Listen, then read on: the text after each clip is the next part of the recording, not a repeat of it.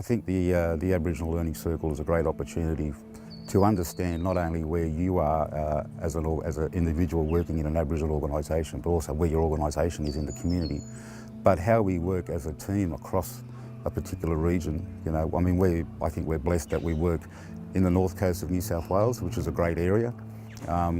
It's you know, you've got mountains and you've got rivers and you've got beaches, and it's a beautiful place to live and work. But there are also those social issues within the communities, and they're probably common across all of those communities. So understanding that we're not on our own, that we can link in with other organisations and other services through the Aboriginal Learning Circle and try and make some positive progress. Sharing the load, I suppose, having a group come together, government in terms of then contributing dollars towards a group would be more beneficial than providing funding to an individual organisation. So doing it together, working in partnership, is the approach we're taking with the Learning Circle.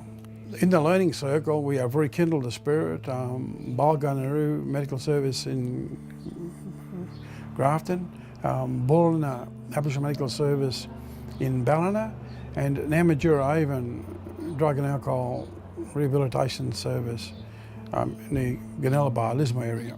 The training came about probably about 2 years ago. We started talking together as managers a little bit and realised that we had similar problems in our services, and staff were experiencing the same sort of problems, and we decided to get our head together and form a little bit of a group and, you know, get some funding and got TAFE involved, and they came up with some really good ideas and packages and really developed some courses that really suited us. The first training and assessment qualification started this year, 2013.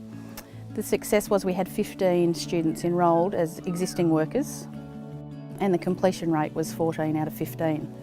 So that was proof of success. Very proud of their achievements, and yeah, of course, proud of myself, because it took a lot of work to get that off the ground, the model that we had to create to be able to address the individual needs of the students. In other words, what do they already know? How do we find out that information without making it too arduous?